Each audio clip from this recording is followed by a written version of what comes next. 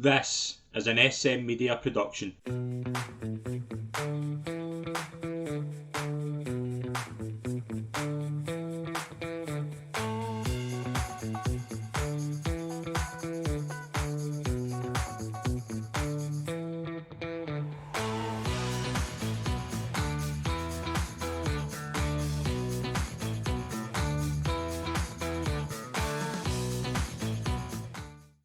Hi folks, and welcome to the latest episode of SM Media's Road to Cheltenham 2023 and the final in this year's series. I'm Scott McPike. It's an absolute pleasure to be your host as always, and I'm delighted to be joined by, as always, from the Scottish Daily Mail, Calum McClurkin. Calum, fresh from your holiday in Lanzarote where you watched the festival, you feeling refreshed? Yes, definitely. It was a great experience out there for the first time to kind of watch Cheltenham. It did feel a bit like doing all the homework and then missing out in the last minute cheat sheet a little bit, but that's the way it is. But yeah, it was a great experience and definitely very enjoyable 4 days of racing. It was absolutely thrilling from Tuesday to Friday. Calum, I don't think I've watched a festival and there's been as many great moments. But I think it was probably in a year where the horse racing landscape has been a bit difficult with obviously the new whip rules, ground things like that. It's just not been a pleasant year. Those 4 days were brilliant and needed. Yeah, it was required to be kind of the showpiece festival of what it is. I thought all the jockeys did remarkably well, really, to adapt to these kind of rules, and it didn't really descend into the farce that maybe some people anticipated or what it was threatening to be. And some brilliant storylines. Honeysuckle obviously being one obvious one, Constitution Hill and Galopin des Champs being world class. Yeah, I mean, the sport's kind of all about the horses in the front four, and they completely delivered on the day. I mean, it was there weren't many kind of drawbacks at all week. It was really enjoyable fair. Absolutely, yeah. And we'll get into some questions. What we'll do is basically we'll just answer some questions. We'll recap all 28 races at the festival, and then we will review our ante-post selections over the show, which will be interesting. But we'll start with the first question. Who was your biggest profit winner and loser of the entire week? The winner, definitely Corrick Ramble in the Ultima. Getting a significant win like that on early in the week is a plus. I mean, every trainer, every jockey, and even punter will tell you, that's what you want. You want a kind of decent start. So that was a terrific result there, and the double in the Grand National seems very firmly alive. The biggest loser, probably in the same day, to Cal, just in the manner of how he shortened and how disappointing it was, because he'd been having a really good day till that point in the second last, and he never really get going. I don't think Mark Walsh was particularly happy at any point. He was still there in the third last, but he kind of made a horrible mistake, and that jacked him out of it. But he was making these kind of niggling mistakes, wasn't really holding his position properly. Maybe he should have just kind of suffered and maybe just went forward and think he's in the best horse in the race. But I mean, the right kind of horses came to the fore with Jazzy Matty winning, Risk Bell being there, thereabouts. Biker was the obvious cover, and I did cover him privately, and he gets short-headed. So yeah, that was a kind of a wee source of frustration towards the end of the day. He was probably the worst result. Yep, I would say my biggest result was probably Lossiemouth winning on the Friday after the bad day on the Thursday that we all had. I think everybody had a bad day on the Thursday, but from our overall ante-post point of view, that was a good result on the Friday. Biggest loser, I would say it was probably in the Thursday, maybe Tia Hooper, because I just thought not from an ante-post perspective, but a lot of my multiples in the Thursday had Tia Hooper in it. A lot of my multiples for the week was beginning to have Tia Hooper because I was kind of doubling them up from the Wednesday when I thought the ground was going to be in his favour, and he probably should have won, which is probably what I'm going to make the next question about. Yes, I mean, yeah, I mean, I was obviously a T Hooper fan towards the end of it. I mean, there was interference between the second and third. Change the result. I was just expecting David Russell to kind of just wait a little bit longer and then pick the right moment rather than commit that far out and trying to get past her. As for the interference that demoted Dashel Drasher into third and promoted T Hooper for second, I thought it was a bit of a soft decision. I mean, I know he's hanging and left, right, and centre, but these are just tired horses at the end of 3 miles of soft ground up a hill. It seems to be like pretty much a racing incident. They didn't directly come in contact. Yeah, I mean, you'd imagine Tihipu was certainly the one taking out the race, and down the future, he's probably a strong leading candidate to make amends 12 months later, because he did tank into it, travelled very, very stylishly, and he was the class horse in the race. Flodden Porter probably went hard enough, and that probably did him in a little bit. But he did get to he's only beaten 3/4 of length overall, so yeah, I think with a clearer run he would have won. But I mean, there was several that he could through the week that you'd probably say that were unlucky, and that's the nature of the game, really. Yeah, absolutely. So, yeah, unlucky loser. Yeah, absolutely. Next question: what was your best ride of the week and the worst? Can I go first here? You can fire away, yes. Best ride of the week. I think there's about 9 or 10 you can pick here easily. I thought there was so many really good rides. I would probably just give it to Paul Townend and Galloping Deschamps, because I did not think that horse was going to win from about a mile out. I thought it was maybe too far behind. I thought there was a few in front going better, but just the patience and just to get him up within Brave Man's Game, to use his stamina, which we all know he has now, I thought was a terrific ride. I think there's many rides you can pick that were terrific rides. You'll probably say there's maybe a few more as well. The worst ride, I've got 3 off the top of my head. I don't want to dislike Davy Russell, because he's a terrific jockey, but there was 2 or 3 times where I thought he was really, really poor during the week, and I think it showed towards the end. I thought it was too far back in Mighty Potter, he was too far back in Tia Hoopu, and there was a few that I thought he should have got the horse in a better position. The French rider in Gold Treat, I do not know what he's doing. I do not know. I think it's the worst ride I've ever seen at the Cheltenham Festival. And another one, and I've just praised Paul Townend, but what is he doing in Brandy Love? Why is he so far back with her? He wasn't the only one in that race, was No, there was a few stinkers in that race, to be fair. Yeah. I mean, it's a roller coaster nature of the week. One time you're in the high and one time you're in the low, and you get it right and you get it wrong. I mean, as for the best ride of the week, I thought Liam McKenna and Good Time Johnny was unbelievable. Completely shafted at the start, missed it by about 6 lengths, didn't panic, held up. The horse has niggled along. It's not even jumping well. It's at the back, and then comes with a wet sail through all these horses and wins pretty much hard held and as he likes. It was a remarkable performance by horse and rider, and there's quite a lot of good promising riders that have came through here. I mean, quite a lot of them got on the board. I think that was another big plus of the festival, was a lot of different trainers got the odd win, and a lot of the different riders get the odd win as well, which was good to see. Honourable mention, Michael Sullivan and Marine Nationale was terrific. Stuff the patience and the opener to just track Fasselveg and just pop the last casually. Don't need to wing it. I'm confident that I've got the better horse, the better turn of foot up the hill and win there. Yeah, there was definitely plenty. Ian Kelly and Arocco in the last as well was terrific. That horse looked beaten a long way, wasn't jumping particularly well, but I mean it found to even bungled the last a little bit and still found in between. Yeah. So he was good. As for the worst ride, maybe cop out a little bit. I didn't see anything individually. David Russell just had a bad week overall. The waiting rides, the kind of the new whip rules, I don't think help, because the way Styles and the waiting ride, he's got to come as late as possible, and he's in a drive and finish. It doesn't really have much assistance with the whip there. And if it's down to strength, there is a reason why you're retired. These driving battles, you'd expect now veteran jockeys to be largely on the losing side of it. I mean, you can get guile experience and smuggle horses into races, and I thought he did that generally quite well. Pied Piper, a good example of that in the county hurdle. There's some things you wouldn't fault him with. Just at the finish, he's bound to be a little bit weaker than he was.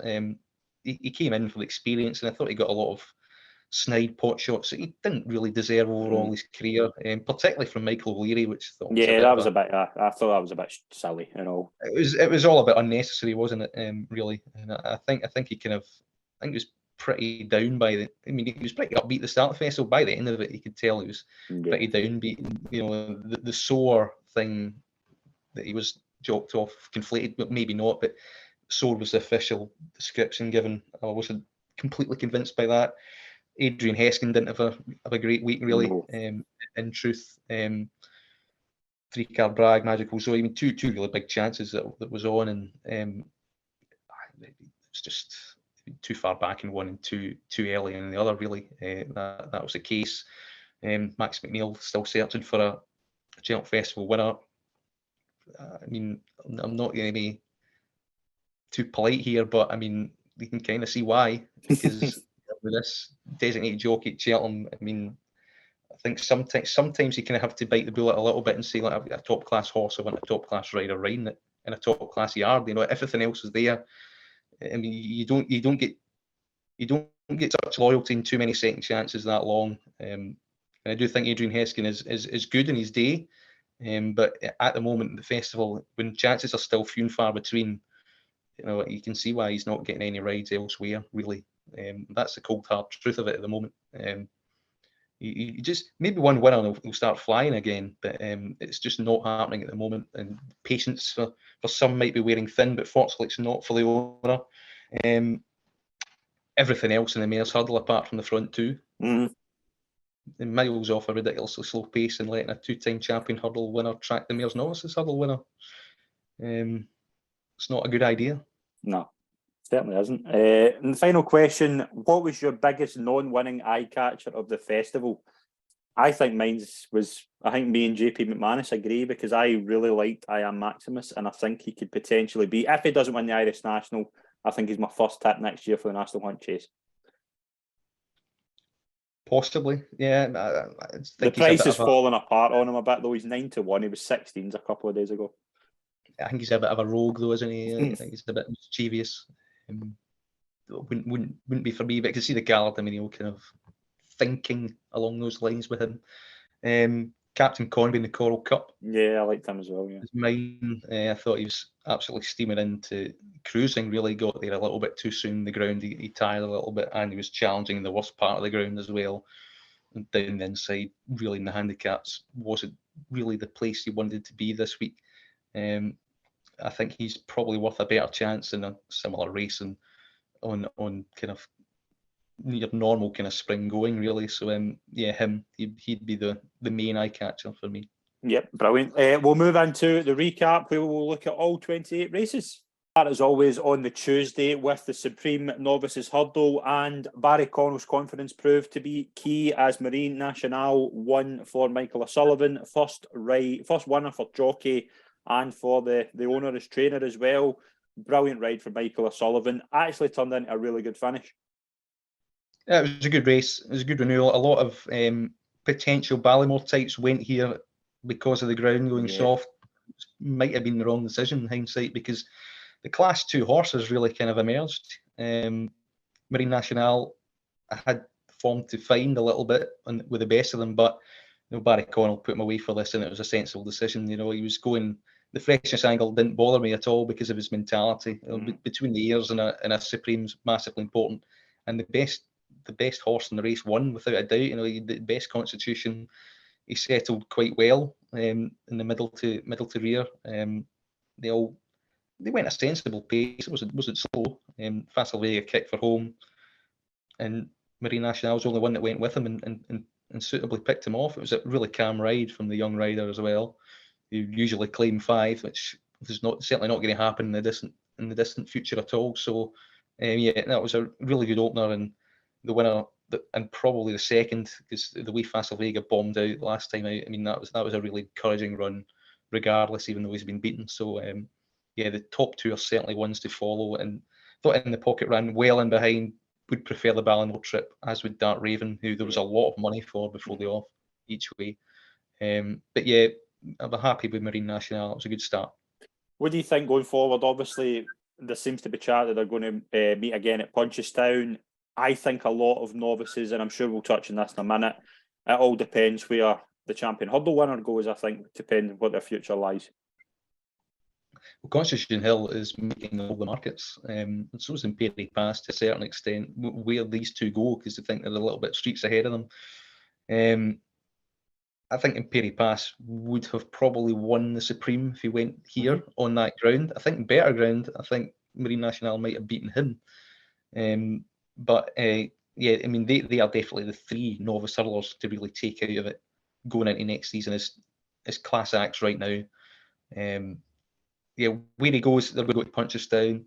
Barry Connell, in the immediate aftermath, I think was more positive about going novice chasing rather than sticking hurling. And I was thinking at Arkle, he was going to six, you can leave alone. Because I mean, if Coxsackie Hill goes novice chasing, he'll probably end up here, won't he? So Yeah. I mean, you'll have that down the back of your mind. But he's a very good horse, versatile. You know, and he'll be proven in the old course for sure. And I think he will jump a fence. He's definitely got scope to do that. So yeah, and I just kind of follow him and listen to what the trainer says. The trainer is quite honest about things, and he obviously knows him inside out, and he's got him right till now. So if the trainer's confident going into a race, I'd be siding with him, and if he's not, then don't. I think that's the way you go with him. It's pretty straightforward if they all did that. Yeah, absolutely. We'll move into the Arkle, which was won by El Fabiolo for Willie Mullins. Beat John Bond by 5.5 lengths. It sort of turned out as we thought. We thought maybe one of them would just have the edge. I thought El Fabiolo's his engine showed that he won the day. John Bond was hanging a bit to his left. He was jumping left. And I thought the better horse with the better engine just won the day. And I'm really excited about this horse going forward. Yeah, I think tactically it benefit the winner. You know, Dysart Dynamo going a bit too free up front. John Bond was tracking him, and El Fabiolo just tracked John Bond. But this race was decided 2 out when El Fabiolo absolutely winged it. I mean, they were all three in a line, but El Fabiolo went for that tight gap winner. He had to be really, really brave to jump that. Because if he makes a semblance of a mistake there, he's out. Mm-hmm. If he's not quick through the air or he blunders it, you know, it's certainly game over. Nailed it, and that was it. And it was a bit like the Irish Arkle, you know, he was really good when it mattered. There was a couple of niggly mistakes that you think, well, John Bond might, you know, force him out. It wasn't to be, you know, he hung on in there and, you know, went the brave route down the inner, and the horse was brave enough for him as well. So, yeah, it was a really good performance, 160 performance definitely. And yeah, he's certainly, you think he's going to clash with stablemate Energamine for next year's champion chase. Yeah, I thought it was a really terrific performance as well. John Bond, do you think maybe up and trip, or just what do you think with him? Definitely up and trip. Probably the ground wasn't ideal for him. That probably swung the market really in favour of El Fabiolo. But I mean, I banked Nicky Anderson to kind of really get him right here, and if that was the case, you know, I think he's a notch below the best anyway. Saw that in the novice hurdles. It's transpired over fences as well. I don't think he's quite as good as people thought that he might well be. There's a few quirks in there, but definitely going up and trip will help him. Yep, absolutely. We'll move into the Ultima. The big winner for you was Corrit Rambler. You tipped him up at 10-1 on our podcast, and it was a really good performance. Can I tell you a wee story before we get into the race? Where did you watch it? Where did you watch it? It was, I think, probably Sunset Barn, Lanzarote or something like that. Yeah. While you were watching the Ultima, this was the only race of the week I missed because I was helping my partner get home because she was stuck in snow. So how the world's changed for the two of us over Cheltenham Festival week. Different planet, isn't it? Yeah. No, I mean the weather. Getting away from the weather was a big plus with it. Never mind there was any racing going on. Yeah. No. Yeah, absolutely. Sympathise with you. Yeah. Weird story. Corrit Rambler obviously won for the Scots. Lucinda Russell 2 years in a row. Kind of felt like deja vu because it felt as if there was it just stayed towards the rear, just was coming into the race slowly and got there in the end, beating a nice horse and faster slow, I thought as well. Surprising thing about the handicaps, I thought as well, is a lot of the big market leaders kind of came to the floor, which you don't really see very often. I think in races like this, with Kim Muir as well, the kind of top of the betting, they all came to the floor pretty well. Yeah, which probably highlights that it's a pretty kind of no secrets held handicap here, and that's what it looked like, and that's why they came back to Corrit Rambler all the time. But yeah, Carbon Copy last year when he cuts through to them in the finish and holds on. Derek Fox didn't resort to his whip at any point. You know, it was still a hands and heels even with idled in front. The softer ground helped him travel, and it helped him kind of stayed in touch with things, which was a big plus. Even though it maybe forced a few niggling jumping mistakes, I actually think he's probably better and better ground over a national trip. But yeah, he's been given a £10 hike for that, and that's because all the right horses, as you say, came to the fore. They were all 8-1. Oscar Elite, Monbeg Genius, who's another one I liked each way. Third, Monjo O'Neill's was the golfer who the ground just kind of went against him a little bit in faster slows. Massive gamble on him. Martin Brassel, invariably plots one out well that will invariably go close. So they're all in a workable mark. So that's why Corrick has been given this kind of big £10 hike of things. It's obviously well in for the Grand National. His idling tendency would be a bit of a concern, if he hits the front and the last, for instance, at the elbow and hangs about a little bit. But Derek Fox knows him, the yard promote kind of keeping their character in their horses, like Sahoy Senior, One for Arthurs, things like that. It keeps them going. They're not too keen to just flat out and go and let's iron out these quirks. Sometimes the quirks are kind of help if you can understand them and get the best out of them. So I think they've done this really well. This horse, it's just been good, solid campaigning yet again, and hopefully can do it in the national as well. Because Monbeg Genius looks like a Coral Cup horse, for instance, a Coral Gold Cup horse, at Newbury, for instance, the old Ladbroke. He could even go to a national, fast or slow, probably will have a say in a national sooner rather than later as well. The golfer had already won a decent race in Ireland, I think, after doing well in Warwick. So it's decent form to four, but the rest in behind were pretty exposed. So you can see why they kind of dominated the market. Yep, absolutely. We'll move into the Champion Hurdle, which was won by Constitution Hill. I've just run out of words to describe this horse. I thought it was magnificent. Just the way he travelled into the race, just the way he kicked on from State Man, who I thought ran well. I thought in any other year he would probably be challenging to win, but what else can we say about Constitution Hill? He's just the real deal. Just another sublime performance, and hard to think that there were only 6 starts. So the potential's there to be an all-time great. I mean, he's certainly one of the greatest hurdlers of all time, I would think. Competition there, but I mean, Honeysuckle didn't let State Man's form down the Irish Champion Hurdle at all. I think State Man maybe a little bit below par, but not miles off. I mean, he's still beating the rest by a street. And Zanahiyr was ridden to his maximum to be third again, which kind of suspected. So that was kind of the tri-cast to have. So yeah, it's just a really good. I mean, he's piling in mid 170s performances on the bridle all the time.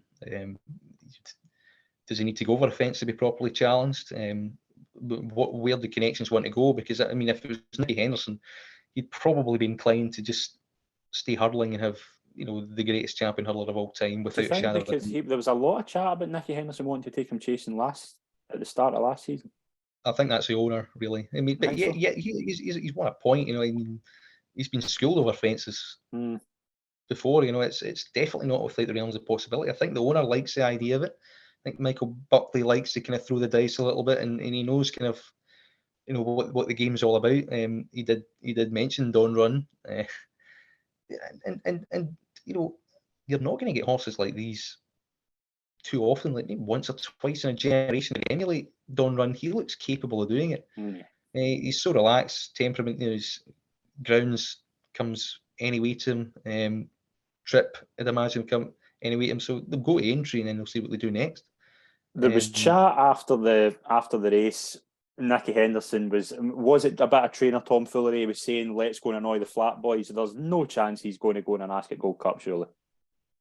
I don't think so. No, I definitely don't think that'll happen. I don't say even if he did, it's one thing to be like a good flat race. You need to Caprios against Constitution Hill. I don't see him beating Caprios. It need to be soft as well for him to even consider turning up. But I mean, he wouldn't be out of place. I mean, that's how kind of really exceptional he seems. It's just really interesting where you go. I think just enjoy whatever he does. He's an absolute superstar at the moment. I think if I was guessing, I think there might be another year champion hurdling and then maybe going chasing. I mean, he won the Supreme at 5, he's only 6. So I mean, even age right now is on his side. and he will probably get 3 miles. So it's whatever they want to do. You wouldn't be surprised if he achieved it. That's for sure. Yeah, I think he's an absolute machine as well. Tremendous performance and a horse to really look forward to. The Mayor's Hurdle was won by Honeysuckle. Story of the week, obviously the celebrations after it will live long in the memory. I feel a bit bad about this because I've backed Honeysuckle every single race she's been in, and I didn't back her here because I just didn't fancy her at all. And I'm kicking myself. But tremendous story. Oh, fantastic. Absolutely unreal. I'm just like trying to get a run in the champion hurdle for the sport, but sometimes just winning brings emotion out of it and everything.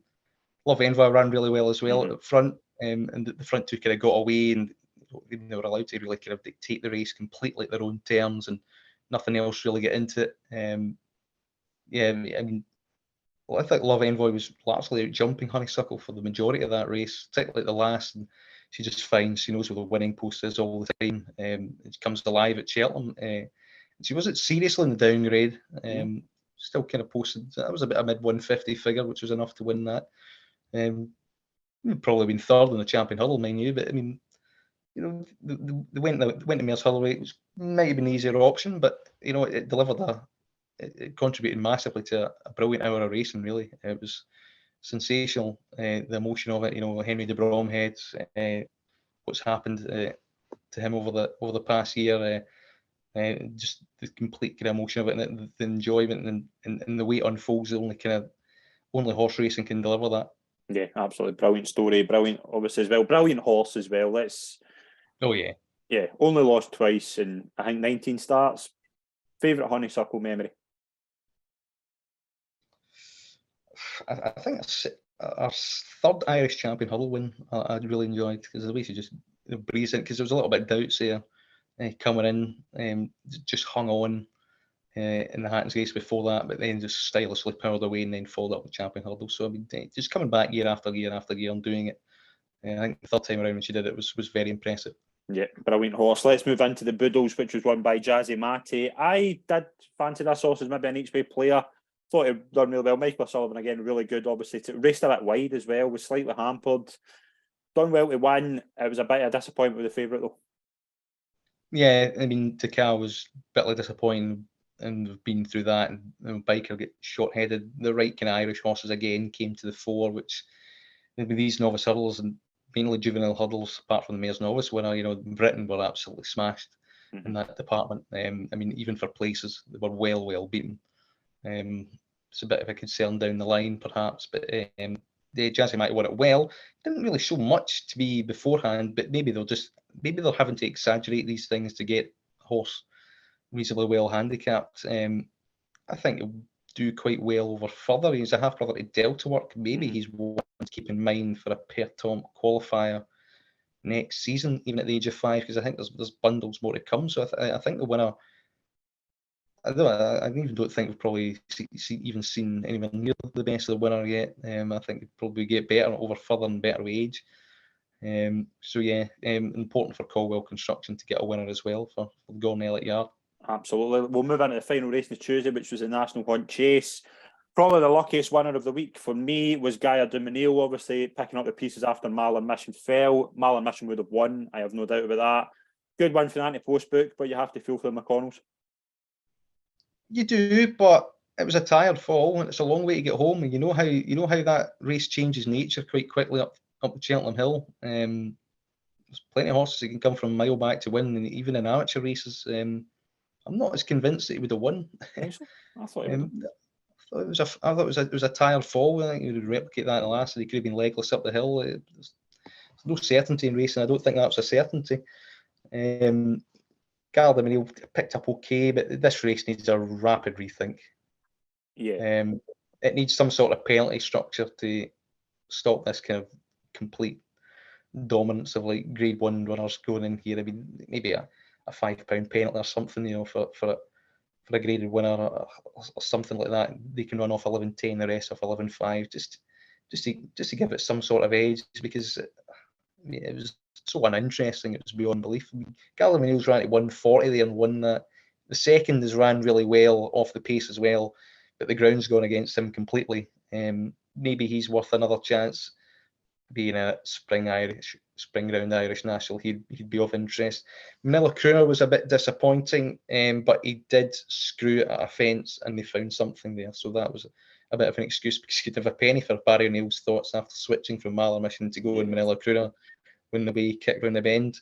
Yeah, Mallarmission, definitely unlucky, but you do think on that ground he may have kicked home a little bit too soon, because he was outstayed by Churchstone Warrior the last day.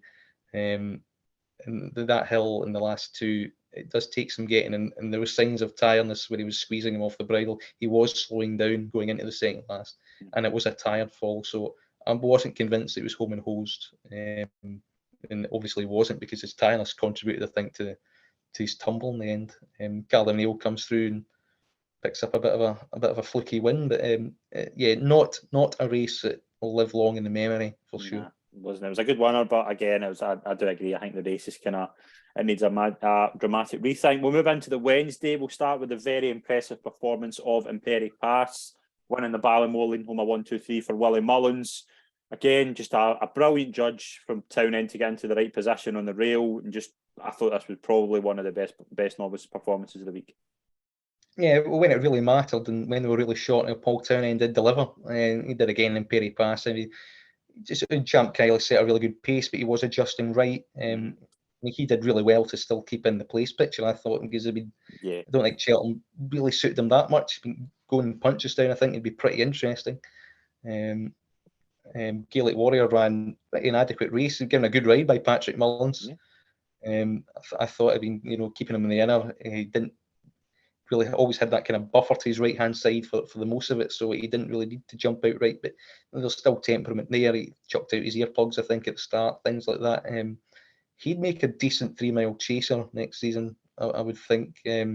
Maybe not at Cheltenham, because I just think that right-handed thing's going to keep him out of Grade 1 company a little bit. But elsewhere, I mean, Punchestown looks kind of tailor-made from maybe Fairyhouse, maybe put him away for an Irish national, something like that again. But the winner was, different class. I mean, he'd speed. I mean, he relaxed, and I think he's the best novice hurdle jumping wise out the field. I would have preferred to see him the Supreme, but I just think Willie Mullins had Fasselvega ear back for the 2 mile route all season, and realised how good Imperi Pass was, and he wanted to split them up.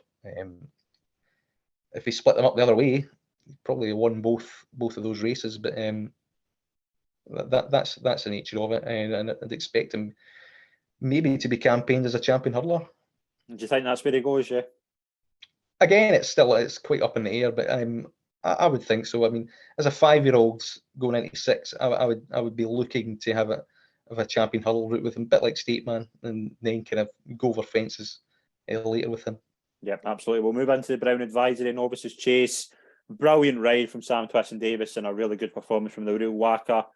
Beat Jerry Colomba ahead, and I think we were both struggling after that. I think practically everyone was on the floor there. After that, it was a brilliant ride from the front. Really clever, and jumping won the day. He didn't miss a beat. It mattered, particularly the last two. As if he did, he would have been mugged.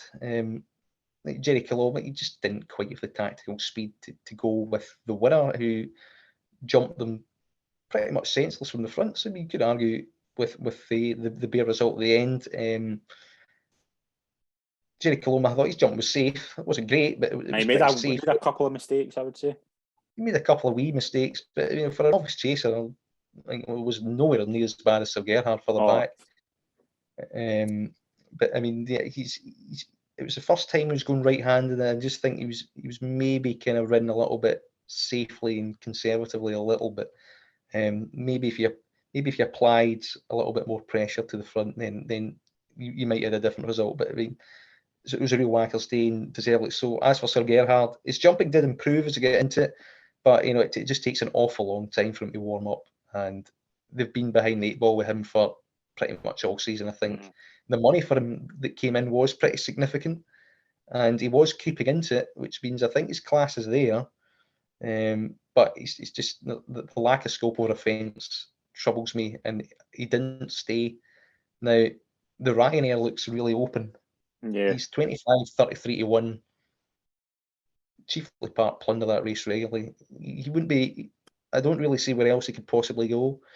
2 mile, he'd be rushed off his feet, and he was rushed off his feet there when Nuriel Wacker applied early pressure, which kind of did him in.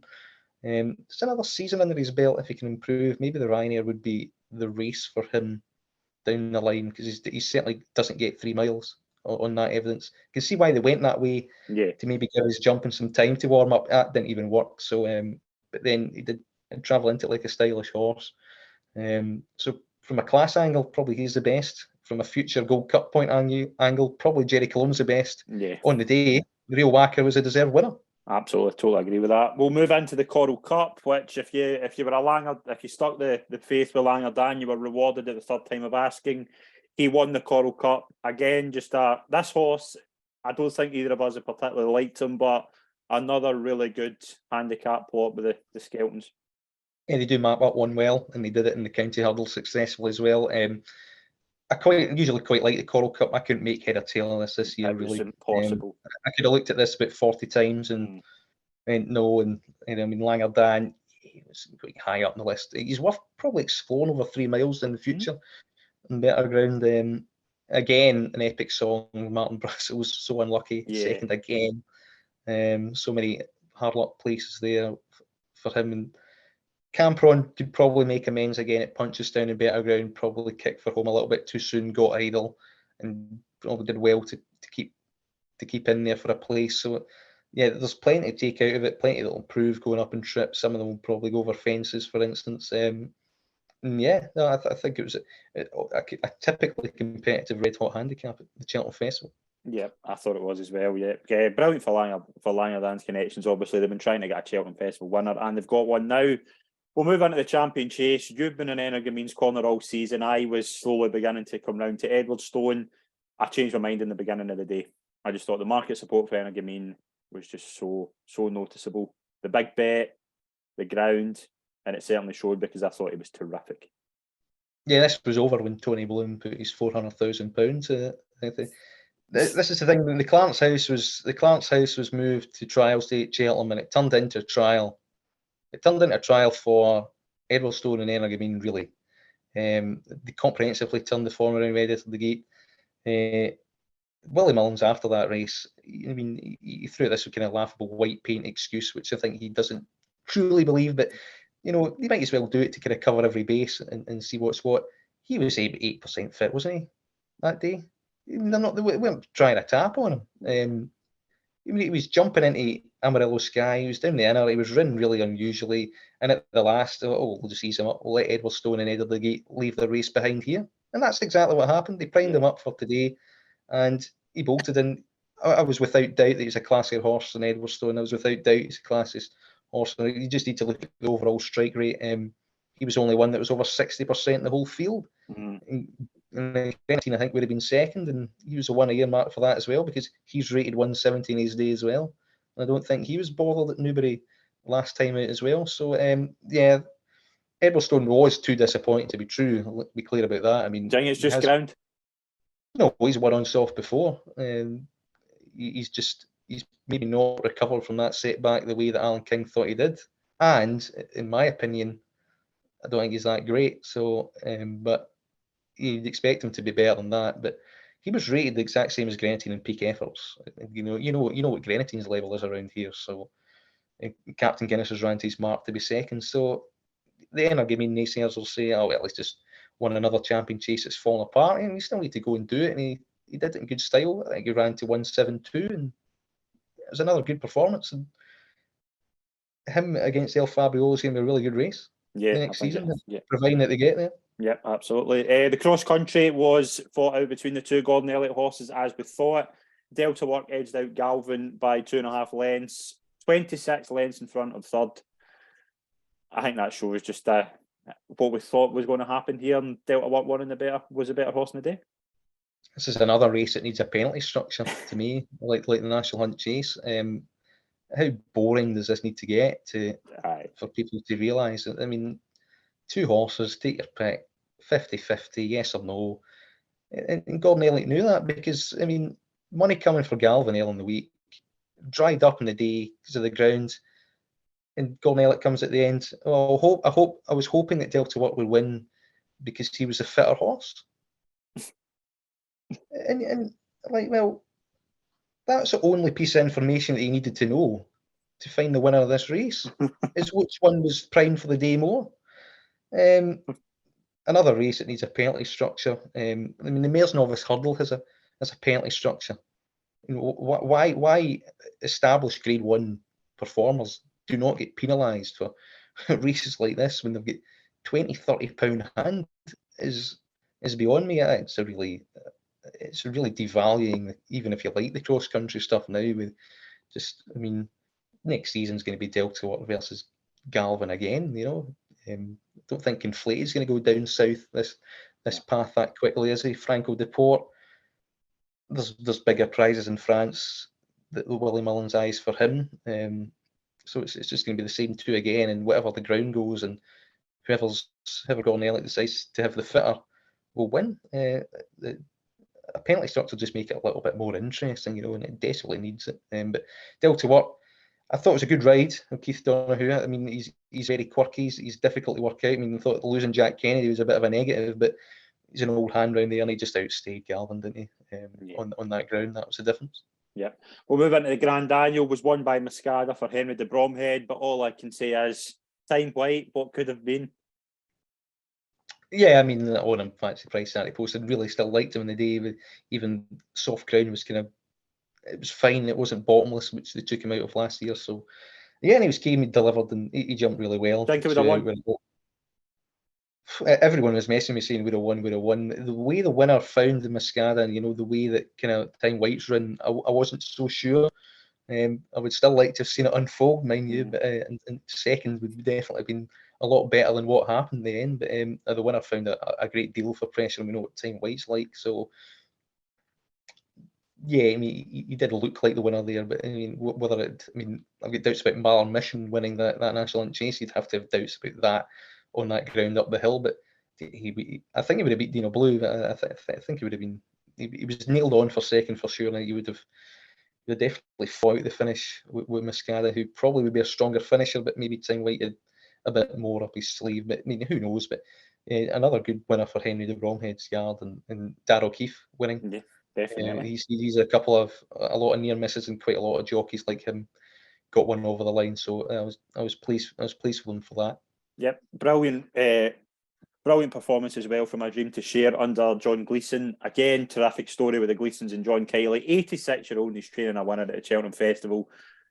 Was a sore one with Fact to File, but again, I just thought the winner was really good.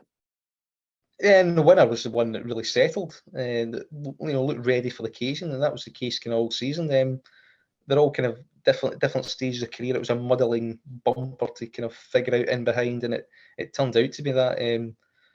I thought it was a poor renewal. I just thought the winner was just far more forward than the rest, and that's what won him the day. There was a bit of interference in behind. I mean, Western Dale got absolutely wiped out. I mean, I know interference about the Stairs Hurdle, but I mean that is proper interference. Did you agree with the decision to not punish Patrick Mullins? I thought he should have got a couple of days. I mean, he did squeeze out, but I mean, I know Captain Teague did genuinely cause it. But Fact if I was logging in the kind of same way, I mean, there was space there for the rail. I mean, A Dream to Share proved that. He could get two horses in there. He was leaning. It was very ungainly. I thought he could have done a little bit more, but they definitely punished the right jockey for causing it. But I just think that was the nature of the race, really. Where I mean, even Western Diego was absolutely tanking along, but he was ahead at the time. But he probably looked like he was going to box on to be maybe third or fourth. Lecky Watson was the other unlucky one there. But I thought there was so many muddling horses that refused to settle in behind, that didn't see out the race, and I thought it was a disappointing champion bumper overall. For novice hurdlers next season, I'd be looking elsewhere, like your Ballyburns or Tilly Hills, stuff like that. I think missing this race, I think would probably do you maybe a bit of a favour down the line. Yep, absolutely. We'll move on to the Thursday, where I think the winners of the day were the bookmakers. Oh, Thursday seemed to be a bloodbath, didn't it? And yeah, I was a wee bit frustrated because you're not on holiday, you maybe pick up a few kind of wee things at prices, but the punters were ahead that day, so it was probably overdue that something like that would happen, and you usually get one really good day for the punters and one really good day for the bookmakers, and Thursday was definitely the bookies' day. We'll move into the turners novices chase. It was a bit of a turn up actually. It was won by Stage Star. Again, just a really good ride from Harry Cobden. I thought Harry Cobden was terrific actually all week. I thought he had a really good week, and I thought it was brilliant here. Brilliant stories here, obviously. Stage Star winning, not long till May 2nd for Lucy Morgan at 40-1.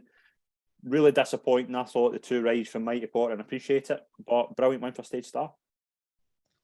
Yeah, I think Stage Star really good from the front. He did win a C&D handicap like that, so yeah, being aggressive, bowling out was a good idea, and the ground did come in his favour, because if it was quicker ground, he'd probably go to the 3-miler. So I was annoyed about it, because if he was each way covering that race, there was a bit of money for him coming in late, but stuck with Balpacoso, and he never get going in that ground like he did at Sandown a little bit. So I mean, it was worse ground than it was there. So he was kind of cooked. Big winner for Paul Nicholls, because I mean, he was obviously determined to win one, and they had a bit of bad luck the previous day, Granting making a mistake, time white obviously. So it was a big winner for them. I mean, I think Harry Cobden did show his class in the saddle when he's given the right ammunition. Yeah. He was very good there from the front, dictated terms. Mighty Potter, I know people. I don't think he's that good. I mean, there was things that, and this is why I was kind of humming and hawing about him when we were doing the final preview about him.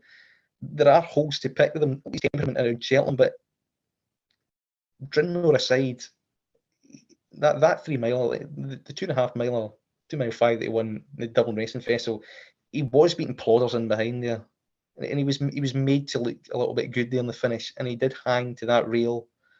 He did hang to the right again there in the finish.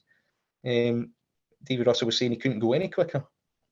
I mean, I thought he jumped okay. He jumped perfectly fine. I think 2 out you'd have been happy. So, all right, go on, pick them up. He just didn't. Then the head carriage came, he was lugging about, looking around. I just think he's nowhere near as good as he's been made to look at the start of the season. He was found out. He's found out by a good ride from the front.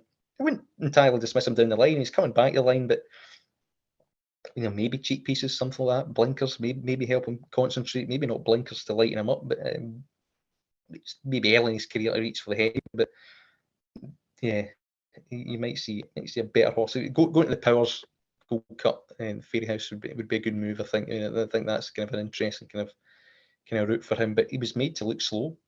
That's why I thought he was just made to look slow. I don't think there's much excuses. Appreciate it.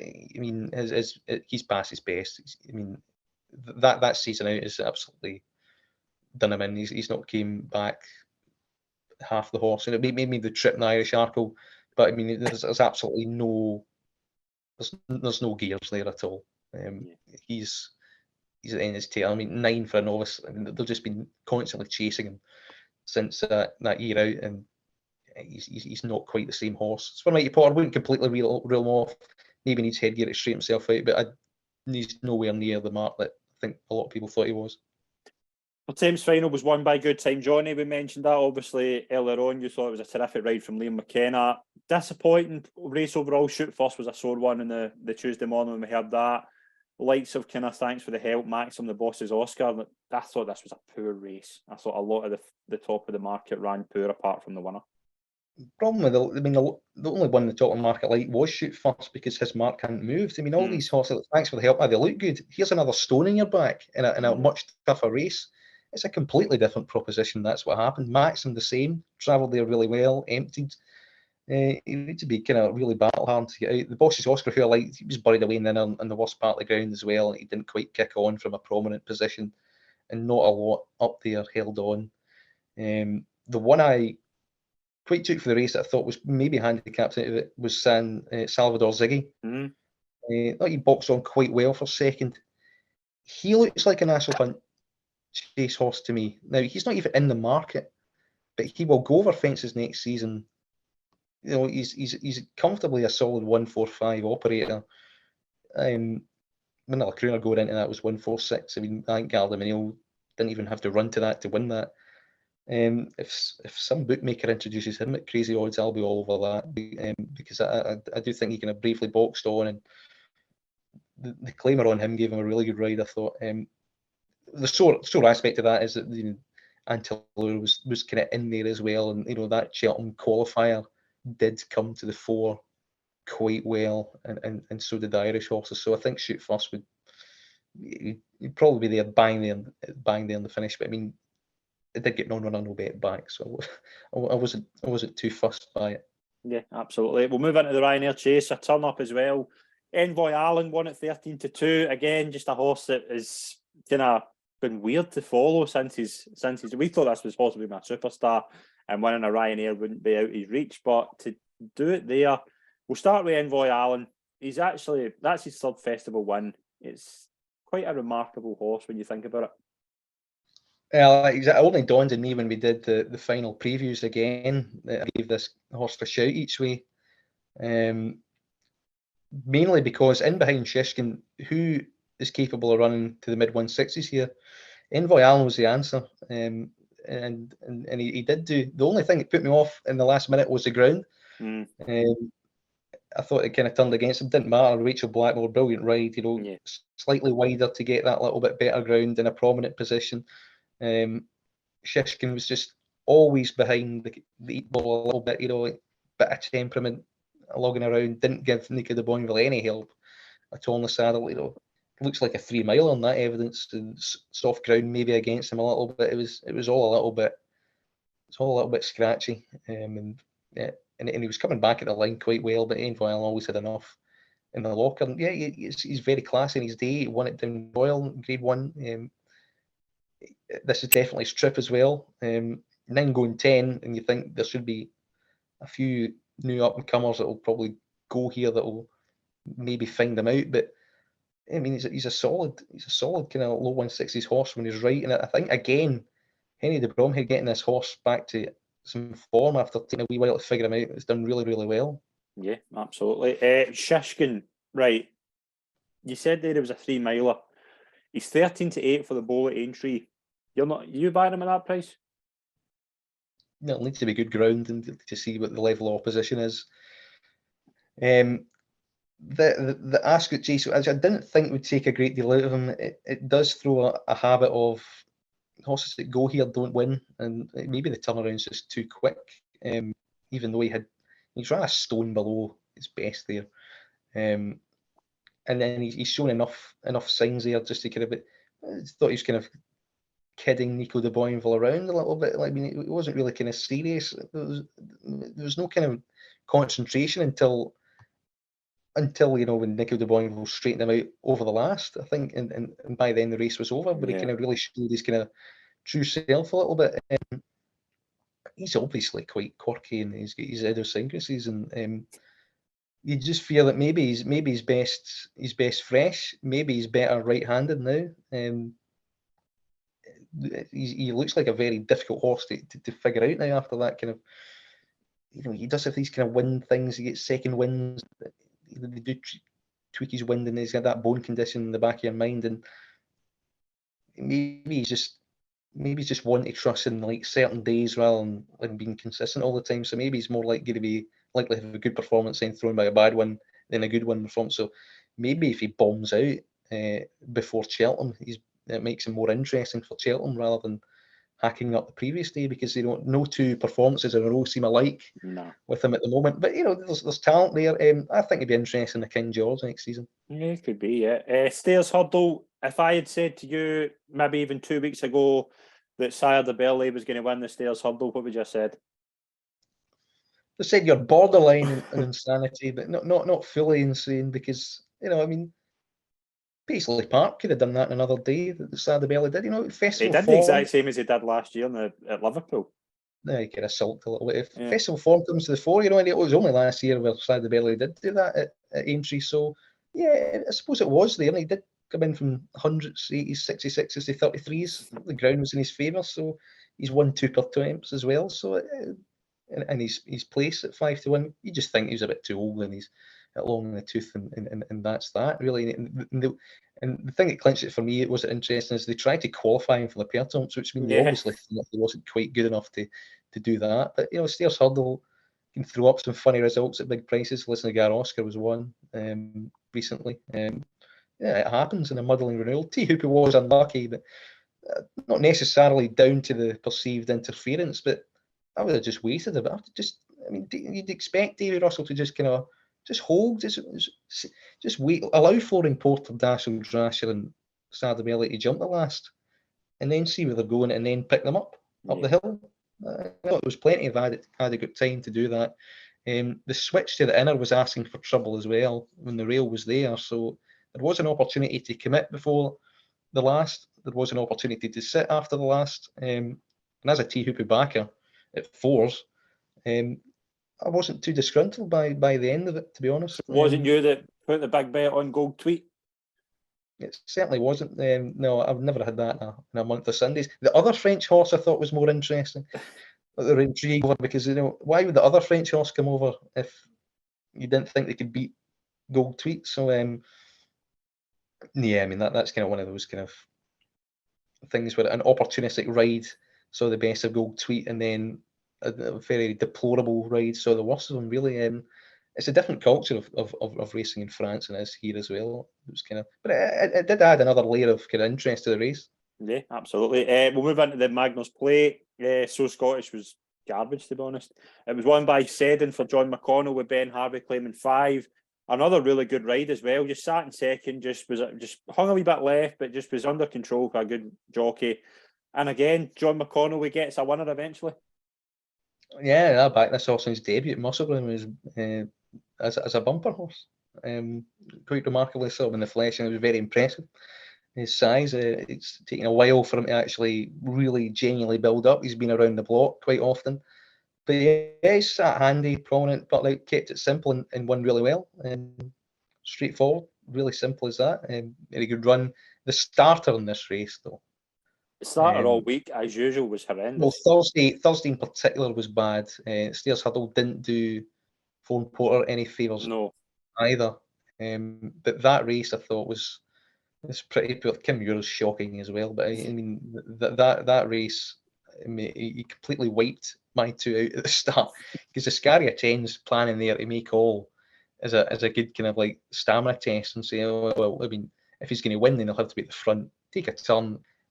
2 of them, him and Champagne Gold, 2 I've got right at the back, facing the wrong way, lets him go. And the Scaria tended well to kind of run it halfway. Champagne Gold then just didn't know where he was, jumped it, and then absolutely jumped left, and that was gone at the start. So I was pretty unimpressed by that. But I mean, Seddon was a worthy winner anyway, and it was all good from the front. A really solid, for a 10-year-old to do that's quite impressive. I think he might have even further scope to improve. Yep, absolutely. Mares Novice Hurdle was won by You Wear It Well for Jamie Snowden, 2.5 lengths to Magical Zoe. How could do the pair run? I thought quite a good race in third. It turned into a bit of the winner just made all and was fairly unchallenged. Well, she would have been challenged if Magical Zoe was in the race. But I mean, the position she came back from, she's run a really good race. I fancy her for Fairy House, actually. Yeah, but I mean, if that effort hasn't taken, I mean, Fairy House quick turnarounds and it's mares, and she was really primed for that day, and I think everyone kind of knew that. Even with a clear run, I think she would have won. She had to come right around into the inside first time around, and then again right round the outside again, and then again to get round the fourth. It was a monster effort, and to only be beaten 2.5 lengths by the winner, who was from the front from the start, was away and long gone for a long time, to get within 2.5 lengths. I think she's probably 6 lengths better than her bare result.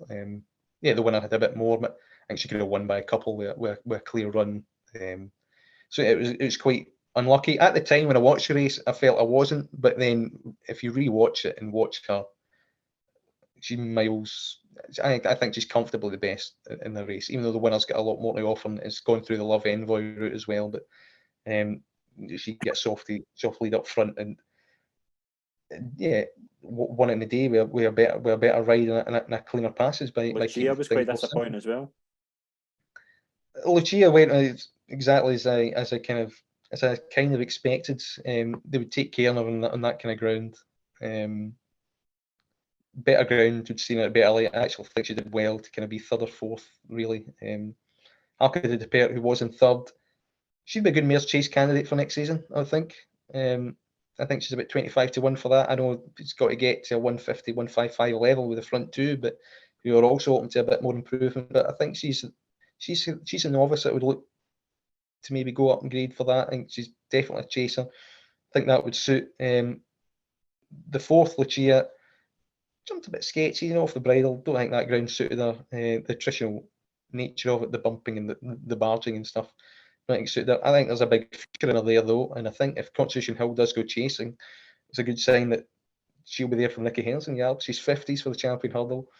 Epitante did it. I don't think she's without. It's not without the realms of possibility for her to go down an Epitante route. Really, maybe have a soft time with things in a handicap. Go to Kempton at Christmas.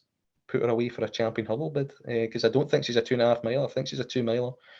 They could go that way with her, getting allowances. I mean, mares have won 4 of the last 8 champion hurdles with allowances. Nicky Henderson, nobody better really mapping out a champion hurdler. I think she's worth a second look at 50s. Yeah, initially that's disappointing, but it didn't surprise me. She was still strong in the market, and I mean, the second looks tailor-made for a mare's hurdle as well. She could be the second coming of Honeysuckle. She just didn't get the ride and didn't get the run through as Honeysuckle did. I think she's pretty good, and I think there'll be other days in her. What do you think of the Princess Zoe fallout? Storm in a teacup stuff, isn't it? Do you think that's the sort of thing that should be made public, though? Do you think it's just bad reactions, or do you think that's been? I think maybe the owner's kind of thinking that the tactics have been wrong, and he's kind of just, like most people do, they see something they don't probably mean on social media in the heat of the moment, or when they've maybe had one too many, something like that, and they post something that they kind of instantly regret. I think Tory Mullen's handled it well. I mean, it's water off a duck's back for him. I thought she ran a reasonable race. He jumped appalling. I mean, something like that. If it takes like mid 150s to win a stairs hurdle, I would go there. I mean, it's a fairly new course. She did jump a bit sketchily, but her class is able to take her through, and and Albert Bartley can get away with a few sketchy jumps. She'll definitely stay. So if Cheltenham's the be all and end all for them, that's the race I'll be targeting, the stairs next season. Yep. We'll move into the Kim Muir, the final race on the Thursday. It was won by Angel's Dawn, beating out Stumptown by an echo. I think would have been a big win for the punters. But can I talk another race where it's the top of the market? Mr. Incredible, I thought ran quite well considering how far away he was. Royal Thief ran okay as well. Maybe just didn't see it out. It was turned in. It was a pretty ordinary Kim Muir. I'm bored with this race as well now. Get rid of this. I mean, the starter here, I had a night in Lambourne, knew the ground was against her, and she's 12 lengths off them, and he's let them go. I know there's a lot of horses, a lot of races to follow, but I mean, he's not even lined up with them at the start. I thought she did remarkably well to get to within like 8th or 10th, 2/3 into it on bad ground.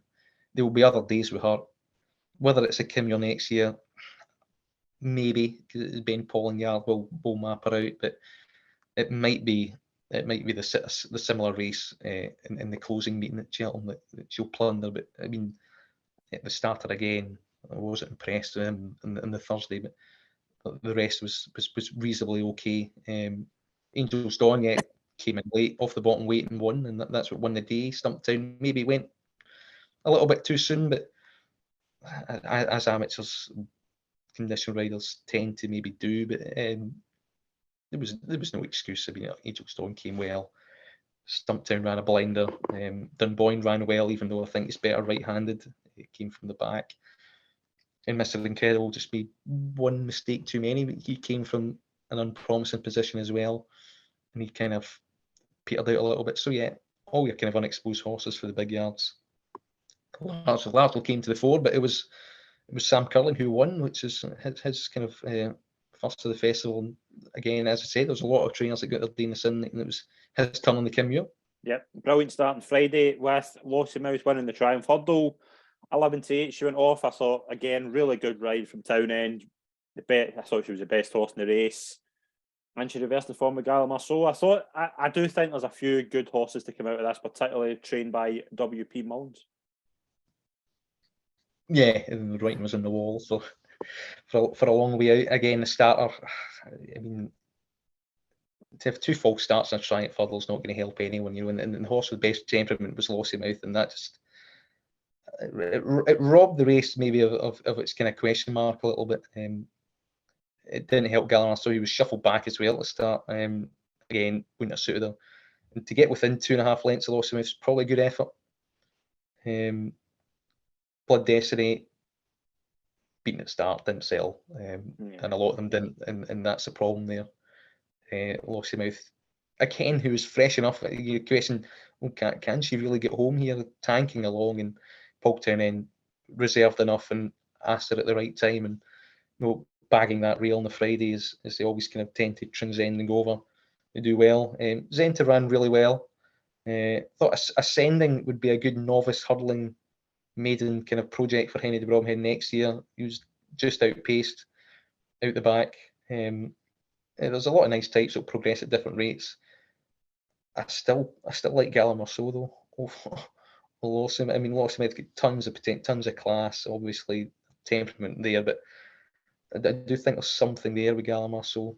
Do you think she's better? Do you think Lossiemouth's better than Vauban? No, like, do you think Lossiemouth, because she's 5-1 for the Mares Hurdle, and I thought that's maybe where she would go kind of during the season. That's maybe where she'd be aimed at, but I just think you're always worried with that 4 turn and 5 thing. Only really Scott Darling in recent years has kind of done it. It's improvement factor, isn't it? I mean, Vauban ran okay in the Champion Hurdle. You know, Pied Piper ran really well in the County Hurdle. You know, from that, Phil Dawes had his moments. You know, he's turned over Sharp company, so it's all about placing them, getting them at the right time. The mayor's allowance will help an open company to offset the kind of 45-year-old thing as well. It didn't quite happen for Burning Victory, but she's better than that. So, do you try and make her a Champion Hurdle because she looks like a 2-miler?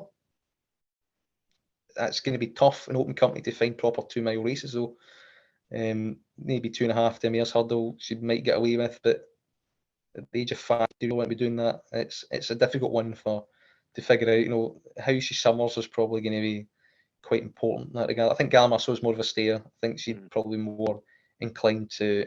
I think she's maybe got a bit more kind of growth to do in the body, in the frame, and in the makeup of the horse. So I think she might be more of a Mares Hurdle project, and maybe they'll throw the dice with Lossiemouth and try and get her to be a Champion Hurdler, and maybe see the real. I think you probably more likely see the real Vauban at age 6 rather than this year, and it might be the same with Lossiemouth, but that Mares allowance might just help her a little bit more to kind of offset the 45-year-old thing. So yeah, I think she's definitely one to keep inside. I think she's probably 2-mile at the moment. The bundles of class, rightfully turned over for Gallen or so, but I still don't think she's that overly superior to the rest of them at the moment. We'll move into the County Hurdle. Favois for Bridget Andrews and Dan Skelton. Dan Skelton's 4th winner of the race. Bridget Andrews 2nd. She beat Pied Piper by a head. Filey Bay, I thought, ran quite well as well. Again, just a really good display from the Skeltons, and obviously Bridget Andrews to get a 2nd win in the race. Very competitive race, as it always is, and a really good rides to get Favois up. You know, Pied Piper, he tends to be second best in these battles anyway, doesn't he? But he's ran really well off a weight like that. Sharjah was unlucky. Didn't quite get the clear run. Again, you know, really high-class horses can run really well off this in the mid-150s, and it's not entirely beyond them, even though it looks pretty hard. It can be done. And then you've got the young unexposed horses, which I think struggled in this, which is interesting because that might be that kind of 3-4 runner novice rule has kind of done them in a little bit this season. I thought that was interesting because Hunter's Yarn looked clueless. His jumping wasn't up to scratch, you know, and his mark's high enough. Path to Roo travelled into it really well, but again, he has this tendency not to kind of see out his races, and that happened again. And he was in the worst part of the ground. And Ballyadam travelled really well again. Thought he might have been the winner, didn't quite get enough cover, and didn't quite get home as well as some of the others. So yeah, I think the big takeaway from that race was that the trends in this race might flip to more seasoned kind of handicappers rather than your novices coming in here unexposed, because they got a little bit found out with the rules because they're not that well in as they used to be. You can't just have one horse and think, oh, that's great, that's a good mark, we can put him in here. The days of that are completely gone. So yeah, I think it's more of a traditional handicap than ever. Anna Bonina ran really well as well in bad ground. She's obviously on the up curve, and she'd have a much better chance on a flatter track with better ground. So I'd imagine John McConnell will be going back to Ayr to try and defend her Scottish champion hurdle crown with her. Yeah, it could be. We'll move into the Albert Bartlett novices hurdle. Kind of turned into a bit of a shambles, to be honest. Corbett's Cross obviously ran out, belted the rail. Stay away for Paul Nicholls. Another really good ride from Harry Cobden, but again, Corbett's Cross looked as if he was travelling really well into the race, didn't he? Yeah, most mature horse, won the race. Under pressure, it was Stay Away Faye, always up there, prominent. Found it out and won. As for Corbett's Cross, it's just one of these things, it happens. I mean, Neil Goshen took a tumble in the last Triumph. He's just kind of ducked it in the last, and he's probably just seen something at the corner of his eye and just dived for it. He was definitely a likely winner, wasn't he? You'd have to say. Yeah. I think he would probably have won it. Market confidence behind him was significant. His impression beforehand, he did look the classiest type in the race, and it looked a competitive heat that was maybe a bit slightly underwhelming. Affordale Fury bouncing back to form after a very attritional race with that American Mike earlier on in the season. And there was a few others that shaped out. Thought let's be clear about it, ran quite well considering how keen he was. Yeah, a disappointed 3-car brag couldn't beat him though. It's Sander Clegane. He came from a mile back as well, and he was a bit unlucky. I think he'd be a really good 3-mile chaser down the line. Just with Paul Nolan, you just wonder if they'll go to Cheltenham with him next year and rather stick to the Irish tracks for a talented kind of novice chaser like him, because I think he's the chaser in that field for me.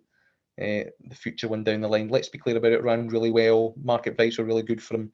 There was a lot of positive kind of support, and he'd be primed for this day like Vanilla was.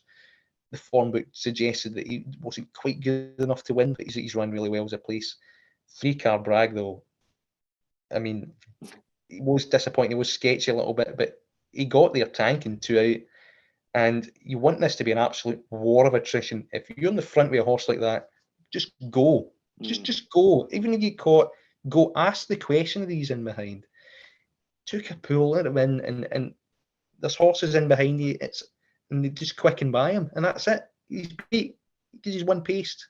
I mean, you've got to make that an absolute war, and it wasn't. There was horses quickening at the line. There was horses cantering in behind, going to the last.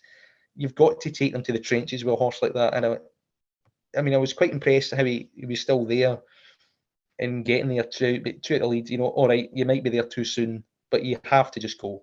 You have to make it a test stamina, and if he did, I think would have placed. But he might have a future over fences as well. But his jumping was a bit sketchy. He kind of backed off a few, but yeah, the engine's there, and he kept on kind of one pace, beating about only 5 lengths in the end, which was a similar distance to where he was at the last, because he just left them behind. So he get beat for tactical speed a little bit. He might have finished closer. He wouldn't have won, but No. he wasn't running to best effect, I thought. But the winner, interesting what they do next. Probably go over fences with him. I would think. He looks a pretty straightforward type, and I think that's what kind of won him the race. I think just kind of best temperament, kept straight and won. Yep, absolutely. We'll move into the Cheltenham Gold Cup, and it was won by Galloping Deschamps, a big winner. 7-5, he went off, and he was marvellous, wasn't he? It was. I think it was probably one of the best sights of the week, apart from obviously Tuesday. But to see the best 3-mile chaser in Ireland and the best 3-mile chaser in Britain jump in the last, I thought was brilliant. It was what we want to see in the Gold Cup, and Galloping Deschamps was just a better horse, and I think he's a magnificent racehorse. Oh, definitely. The first circuit was key to him. I mean, he was a bit airy at a few, maybe a Yeah. bit other than that, and he thought ideal it was a brave ride, but he was going to be ridden like that just to make sure he would stay. And then he just absolutely tanked into it. Just absolute. The Gold Cup's it's the best test of speed and power and stamina. It's a perfect blend, and he has that. And I think it's maybe Willie Mullins' greatest training performance and achievement ever. Yeah. I mean, ever. I think after the Martin Pike 2 years ago, I think they thought this could be a Gold Cup horse, but there is a lot of work to do. There's a lot of talent there to harness his energy, to stop being so like free going and aggressive and bold. I mean, to teach him to settle and to teach him to race out the back and to deliver that potential, but not take the edge off him in terms of his turn of foot and speed, and to actually keep all his assets intact and grow them and add bits onto them and just mould this, perfect staying chaser, Gold Cup horse. It's a magical piece of training. Do A you think long, as well? long way out, from a long, long way out. See as well, obviously, like when it was beginning to go over fences, you had him very much in your radar for the Brown Advisory. That now looks a genius decision from Willie Mullins, not running him in that. Because he didn't win. Because it would have been more genius if he'd won. But it just maybe the tumble actually helped him learn, because it reminded him that you can't be too exuberant, because that is what's going to happen to you.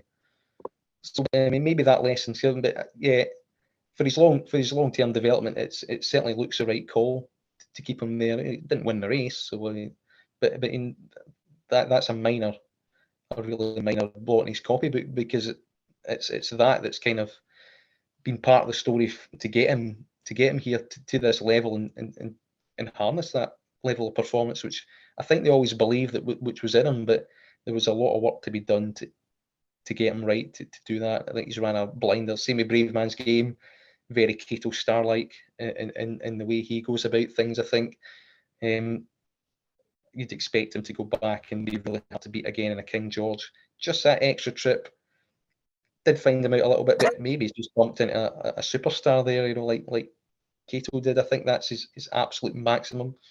Harry Cobden might if they renew rivalry next year, might ride Brave Man's Game a little bit further back than before, maybe a little bit wider. But all those years, and a big relief for Hoyson Yor. Yeah, definitely. Yeah. That was my initial thought going across the line. Saying, "Oh, gee, I hope this horse is okay."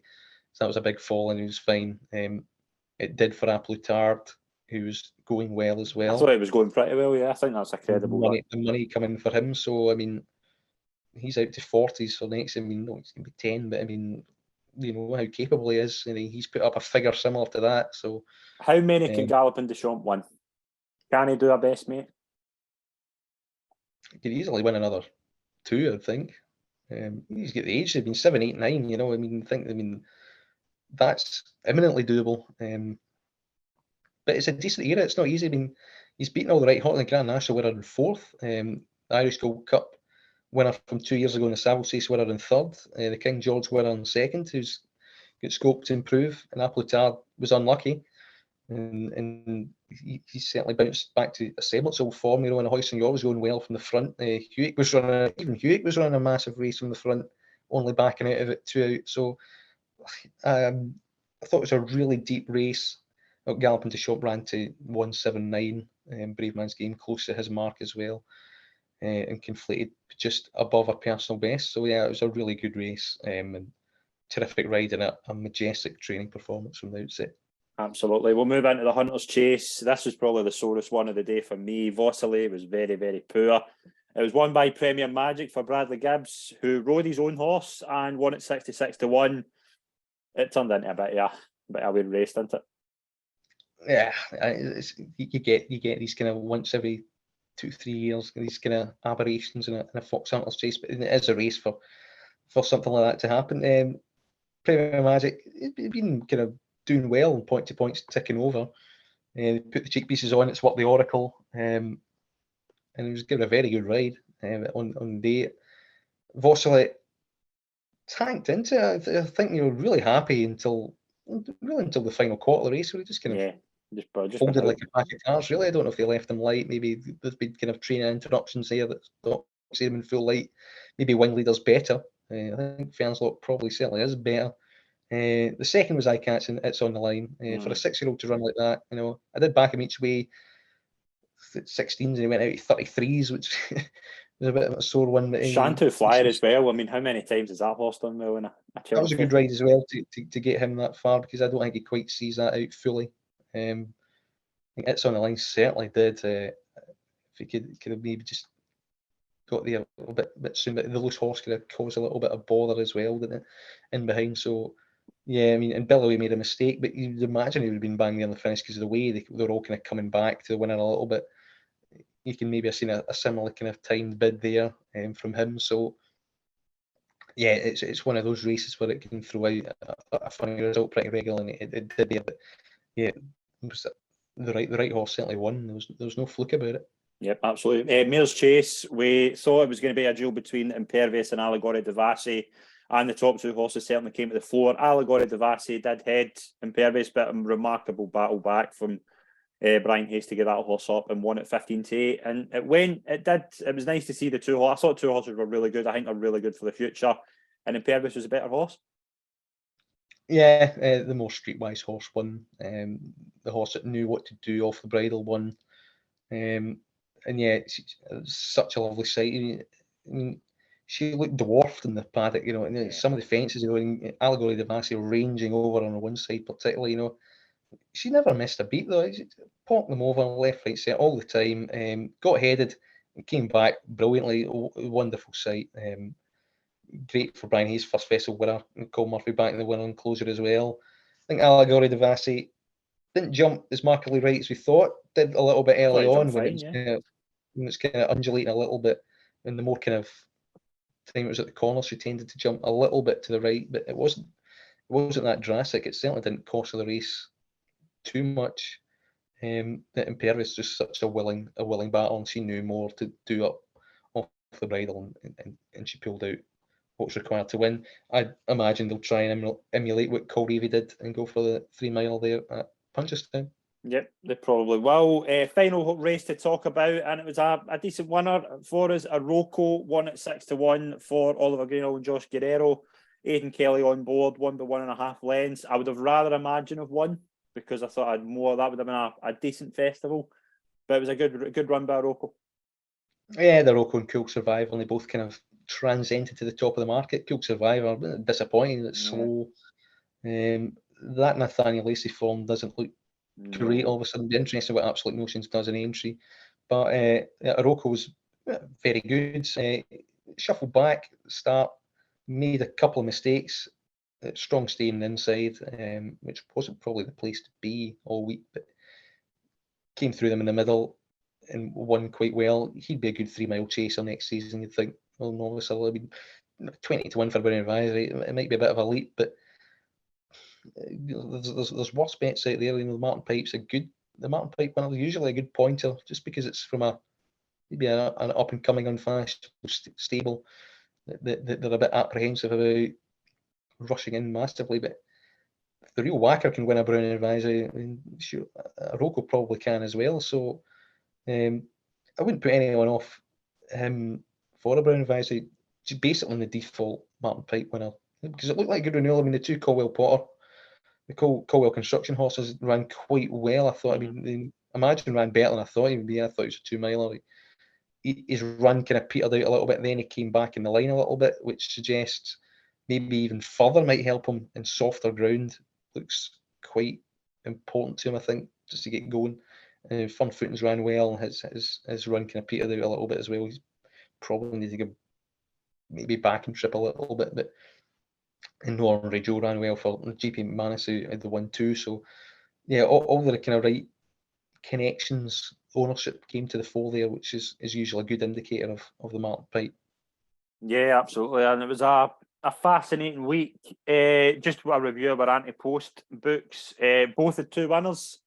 Emma Gamine at 5-2 for you. Corrit Rambler at 10-1. I had Guy Dominio at 7-2. Lossiemouth at 7-1. Second, you had Magical Zoe, and I think you would have had a second by time weight at 25-1. So I'm going to put that in as a positive. Fact to I pound know they don't 25 get though. paid. It's a positive, but I don't get paid. Jerry Calum at 10-1 as well, and myself. Again, probably not as many winners as we wanted, but some decent results in there. I mean, it's not too bad. It wasn't a wipeout, so it's difficult. I mean, at least we aren't up in the ante. At least we got a winner. Aye, you get one.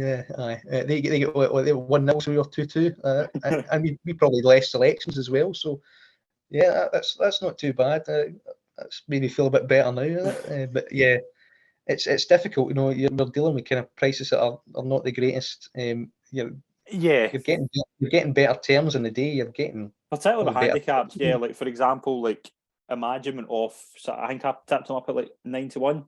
I think he was like 7-1 for a point in the rate. Like, do you know what I mean? It's not like you're not really like losing like your prices. You're still getting the same prices for much of the race. Corrick Rambler was a good gamble for you. He kind of halved in price just after that.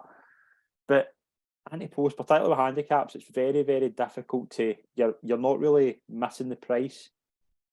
Yeah, you're definitely missing the best terms. Whether it's priced, I mean, you can latch onto one and it can dramatically shorten. I mean, most don't. I mean, Time White didn't. Magical Joy was always tens. Did get clipped in a little bit, 15-2. That was the graded. Even the graded races. I mean, when I put up Marine National in the previous show, I knew he would go out, and he kind of did a little bit. So yeah, it's all about time and getting on, but.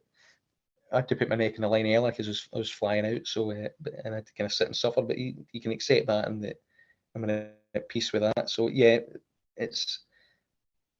but people are still taking these prices because they kind of want to. It's not kind of a price thing. It's kind of the satisfaction of picking one out in the long range and it winning as you kind of intended it and thought it would do is almost as good as the financial benefit of it for some people. So it's the way you're thinking and what price you want to place in. I mean, anti-post wise, I'd be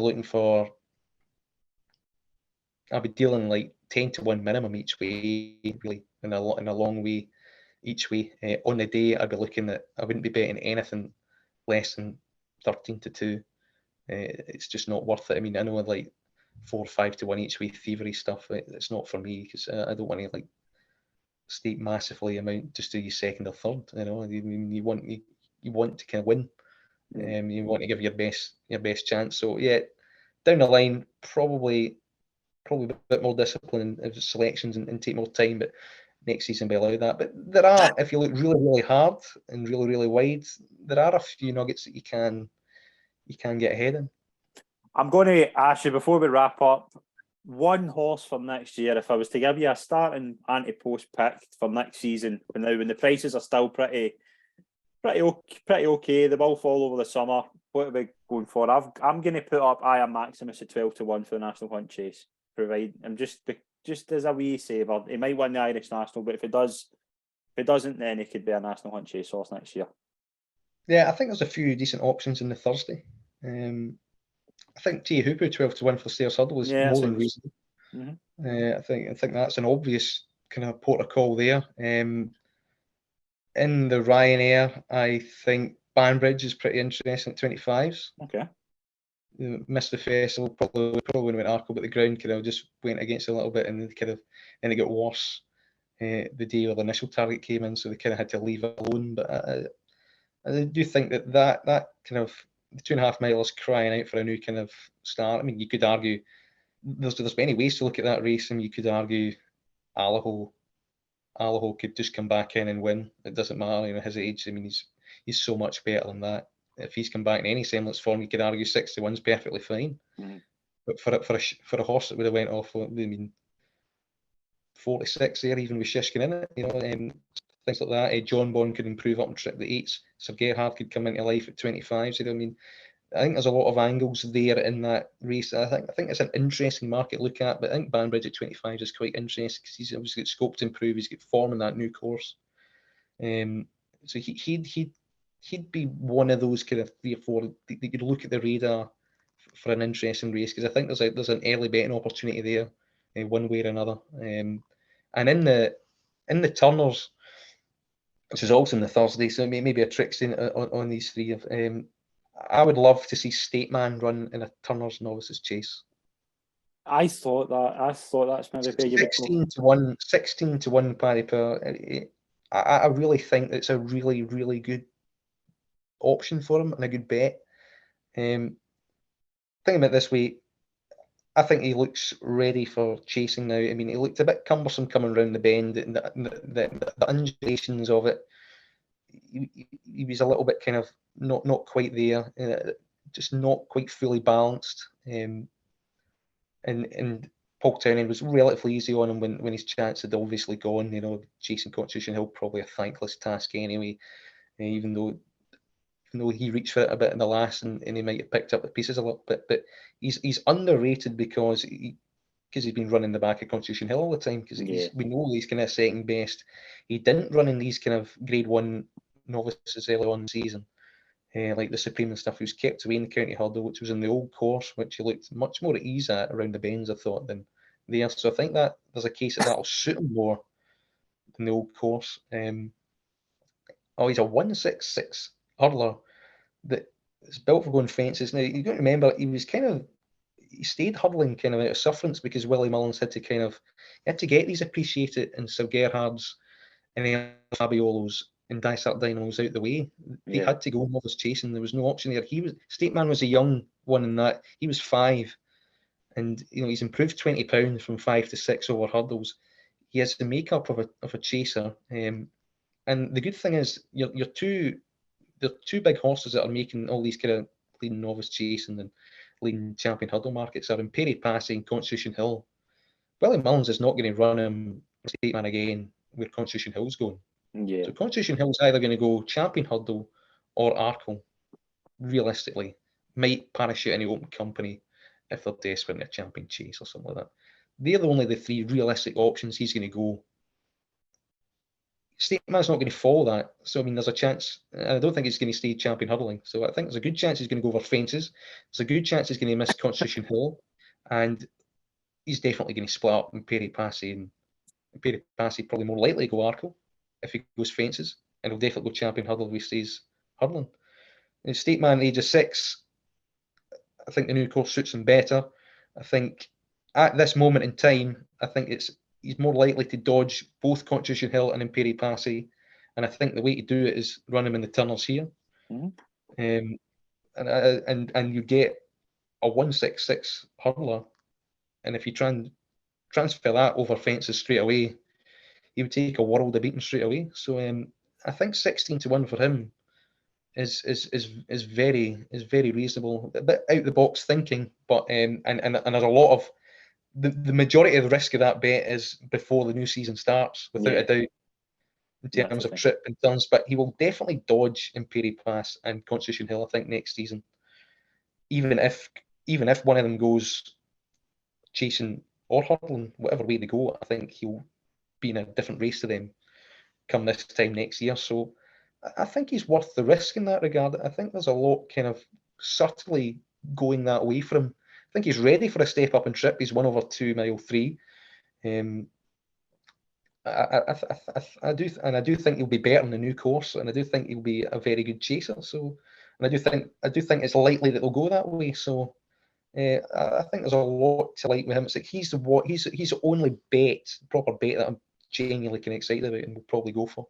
Yeah, I have done a couple of wee bets already. I've done a patent, as I do every year, as you know, and I've put on it, and I'll tell you right now, back to file to win the Brown Advisory, because if you hear Willie Mullins, he was saying that we might even fast track fact to file over fences. They might completely get rid of hurdles altogether. So I've got Hammy and Mark for the Brown Advisory. I really like that Tilly Hill that won for Cheveley at Roaring Park. I've got him for the Ballymore at 16-1. And Ballyburn at 16-1 for the Albert Bartlett, because I think Ronnie Bartlett will want this horse to recoup some of his money. Yeah, I think so. I think that's the best novice hurdle bet. If you're inclined to do that, I think him for the Bartlett would be a good option. Yeah, I mean, I would. The only 2 I've had done is Stateman as a single at 16 for the Turners, and him, Banbridge and Tia Hoopu as a Thursday kind of Trixie. But it was very trivial play. But I will have a lucky 15 before the start of the season for each day. I can imagine probably that Albert Bartlett pick would probably be quite high rank in terms of value potentially. I think it's been a wee blessing that that Ballyburn in particular, missed Cheltenham, because I think at Podgestown, I think he'll be hard to beat, and I think he's probably Willie Mullins' best bumper horse. I think there's a good chance that they're both better. Mm-hmm. What I mean, well, it looked muddling beforehand, and it kind of came out that way, and that Leopardstown form was just emerged as slightly better. But I do think Dream Pursuer is a pure flat horse. Yeah. So it could make a jumper, but I mean, I do think his temperament's kind of won him the day there, and I think others will catch up on him sooner rather than later. So yeah, but there's a lot of things to go on Ridge, Aintree, Ayr, Punchestown, so it's definitely nothing's completely set in stone. But there's a couple there. There's a couple of opportunities there that people might want to stick their teeth into. Yep, absolutely. And Road to Cheltenham is done for the year, but we are going to be back. We're going to do a few shows between now and the rest of the jump season. We're going to look at Aintree, Ayr and Punchestown. So we're not done yet, but Cheltenham's out the window for this year. It is, and dare I mention it, the flat isn't far away either. The flat isn't far away, I'm quite looking forward to the... I'm going to get more into the flat this season actually as well, yeah. I quite like the Dubai World Cup on Saturday, so I think that'll probably take a good deal of my focus. But yeah, no, it's been a great run up to Cheltenham as always is. You need something to get excited about. I know we'll be sniffy with prices and things, and maybe looking at things overboard. But I mean, you do need something to kind of look forward to. And Cheltenham Festival, it usually delivers more often than it doesn't, and it certainly did this year. Yeah, absolutely. It's been an absolute pleasure, Calum. Again, thank you very much, and we'll be back for the Road to Aintree. Yeah, doing only a few weeks away Aintree, so yeah, see you soon.